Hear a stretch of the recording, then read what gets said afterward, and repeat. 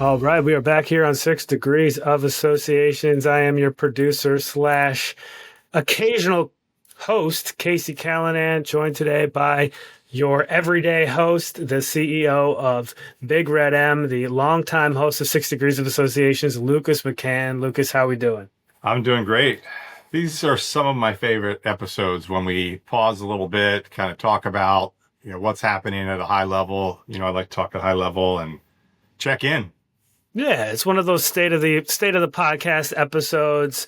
I think the big message today is this podcast, which is presented by Big Red M.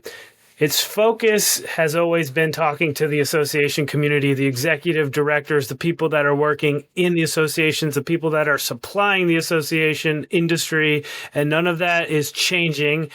But with a renewed focus we're going to have moving forward on association growth. I think growth, that's going to be the key word.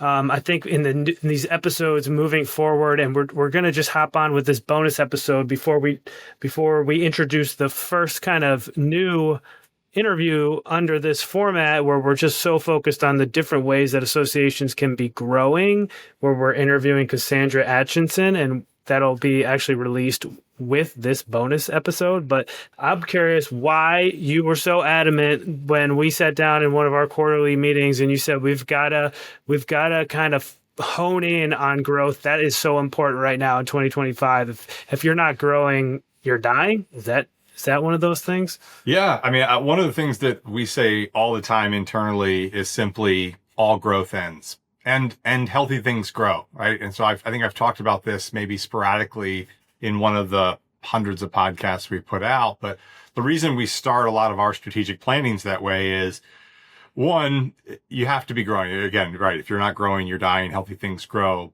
But how you grow changes. And that's why we say all growth ends. It doesn't mean that in totality, it means the way that you're growing currently is going to end. Something's going to change in the association marketplace, in business, in the economy.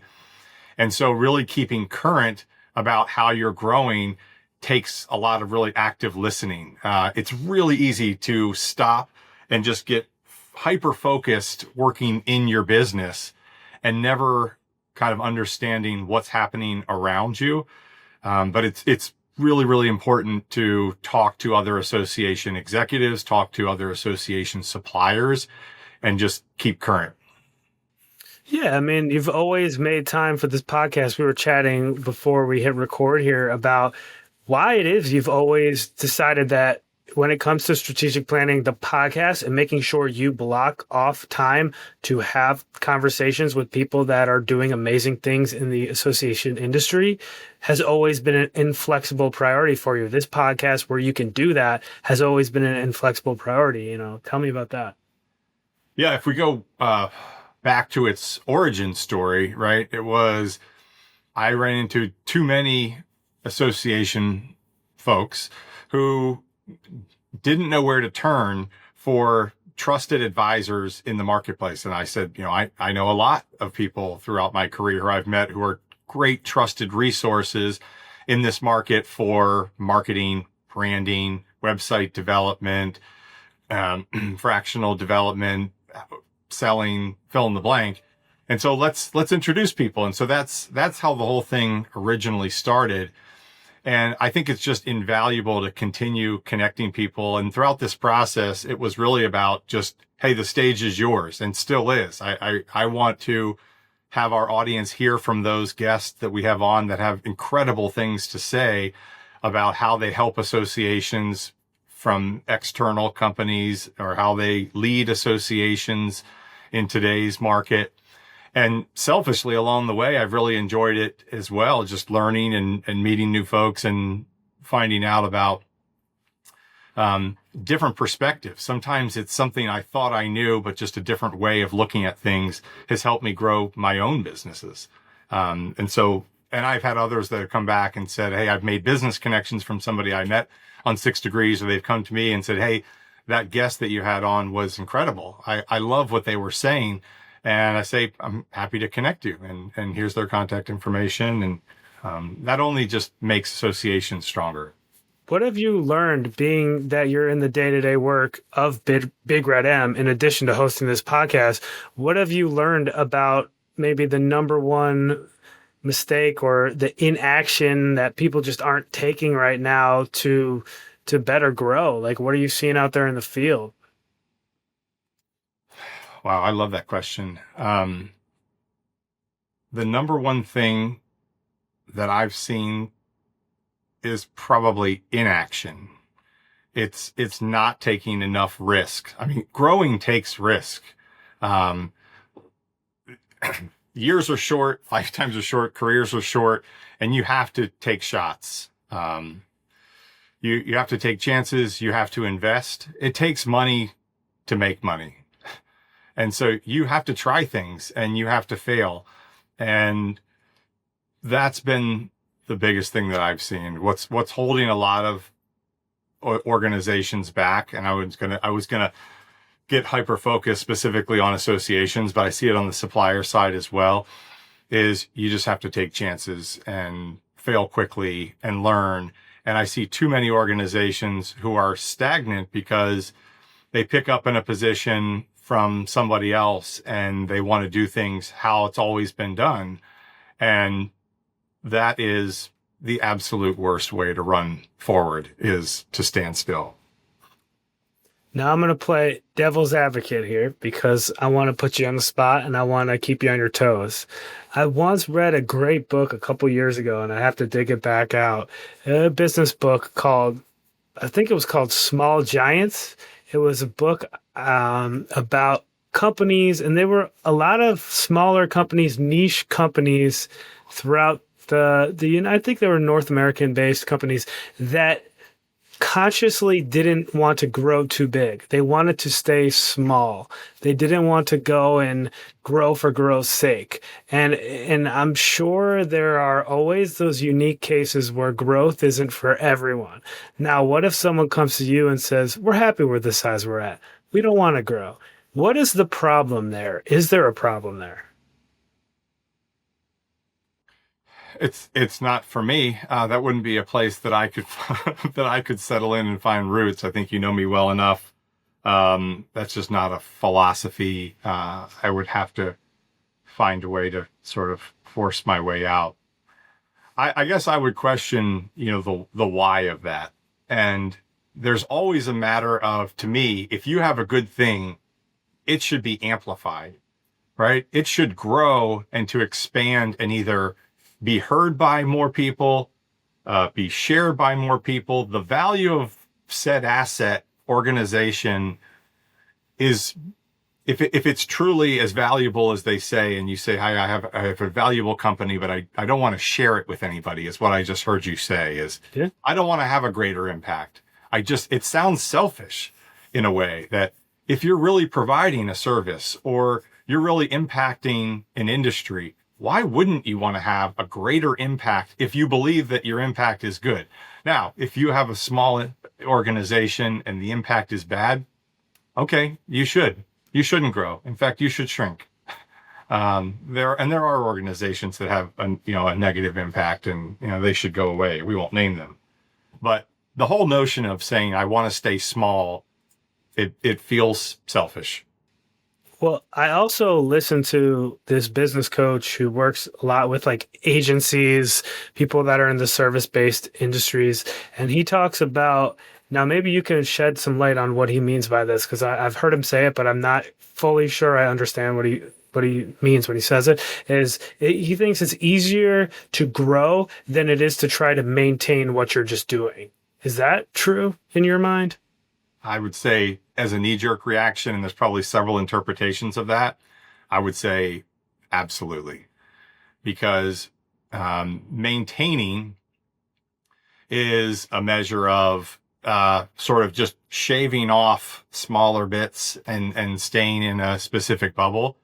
But growing is forcing yourself into new spaces, right? If you're an association and you want to grow, you'll get to a point where maintaining is easier because growing is going to require you to acquire another association, or you're going to have to find an industry that's symbiotic or in parallel, and you're going to have to break into it. And so that's hard. Breaking into a new industry, breaking into a new market, pushing out a new product takes investment, takes time, is a distraction from your core focus. Yes, yes, and yes. And it's hard. But is it worth it? Yes, because if you've got something, again, that you believe you can build a better mousetrap, or you can impact more people, it is harder, but that's also why you should do it. And again, this is just a bonus here. I want to jump on and get your take on why we're moving towards a theme of growth on the 6 Degrees of Associations podcast. And of course, that starts with the episode that is going to be released concurrently with this episode. And that is your conversation with Cassandra Atchison. Tell me about why it was so important for you to get someone like her on the show, and preview what other interviews we should expect to hear from this show coming up. Yeah, publications is one of Big Red M's core competencies, and we've learned a lot about publications. There is a resurgence of print, and so Modern Litho being in the print manufacturing business, as you'll hear, it sounds antiquated, and what was fascinating is to hear her take on the modern print manufacturing business and associations, and how those two things marry up. And over time, there's been this consensus of, well, we have to go digital because digital is where all the information is, and that's where I can do all the tracking.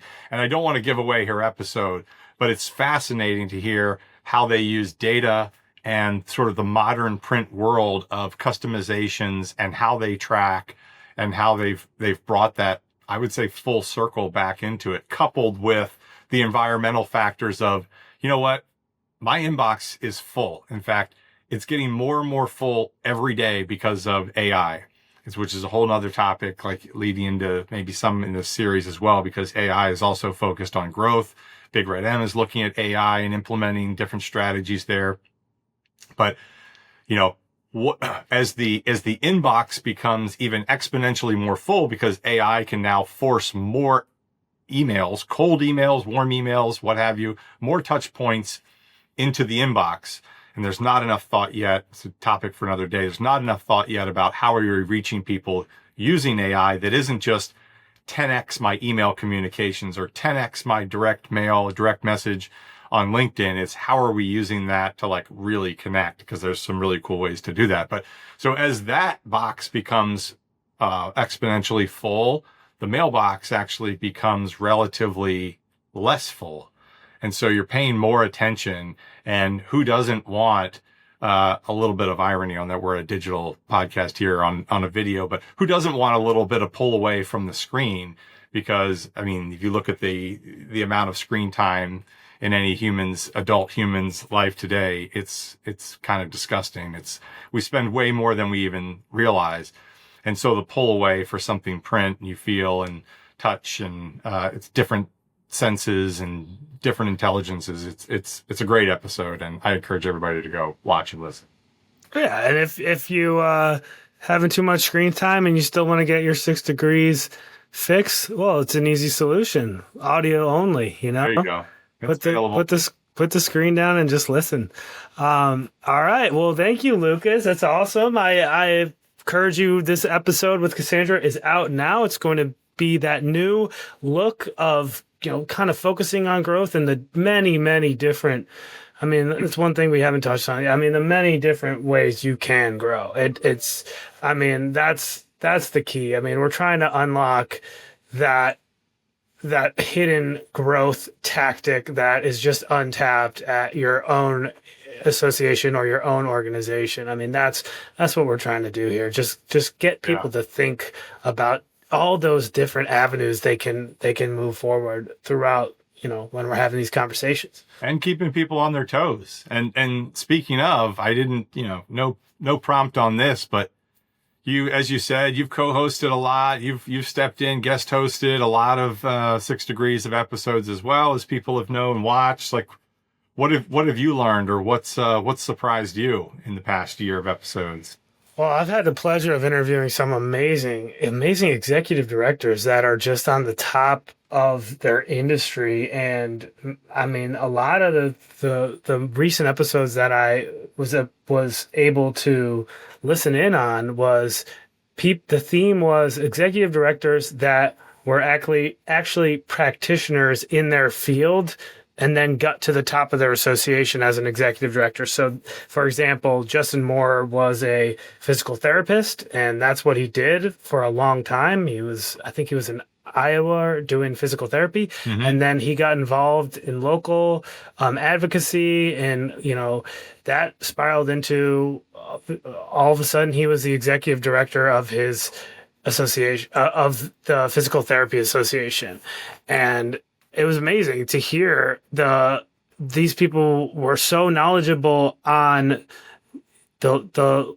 legislative end and actually how to be a practitioner in their industry, but learning how to be an association, executive director was a completely different muscle. And they said, they just said, and Justin in particular said that he took advantage of the ASAE resources and just learned as much as he could, and just got involved in that association, and hopefully people that are looking to transition into the association space can lean on a resource like this podcast to catch up on what's so different about working in associations versus any other field, because it really is distinctly different. Yeah, that's a great point. And maybe another conversation we could jump into on another episode is, the makeup of association executives is all over the place, from industry, from out of industry.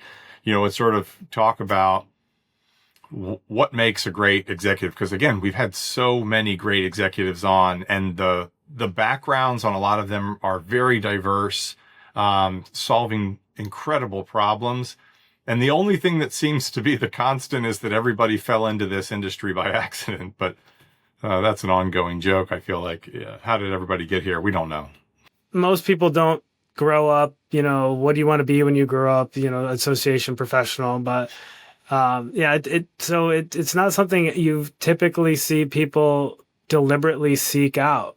But when you get into the working world and you see, and I was fortunate enough to work in associations directly and then work for a, traditional company for profit outside of the association space, and compare and contrast. And I said, I was one of these people that never wanted to or never thought about working in associations. But when I got out there in the real world and saw how much better I was liking life working in associations, that's what happens. It's nothing you seek out, but once you're in it, you almost get addicted to it. You're like, I can't work in any other industry.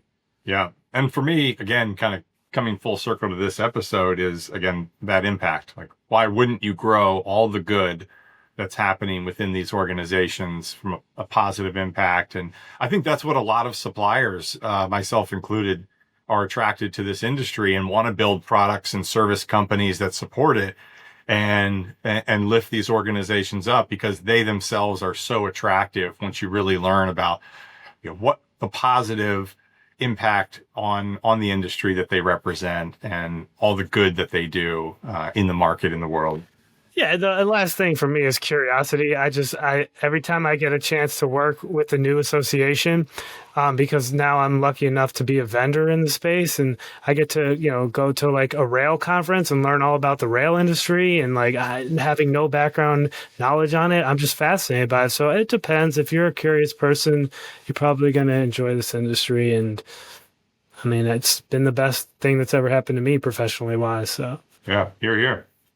All right, Lucas. Well, let's let people take it now on their own to go listen to this episode with Cassandra, and stay tuned to 6 Degrees, presented by Big Red M. We're so lucky and so happy to be able to continue bringing you this product. Yeah, and thank you, Casey, for your support and production of this. Clear Contender and you specifically have carried this thing on and championed it to where it is today, and I really appreciate it. To many more. All right, well, let that be the final word. Take care, everyone.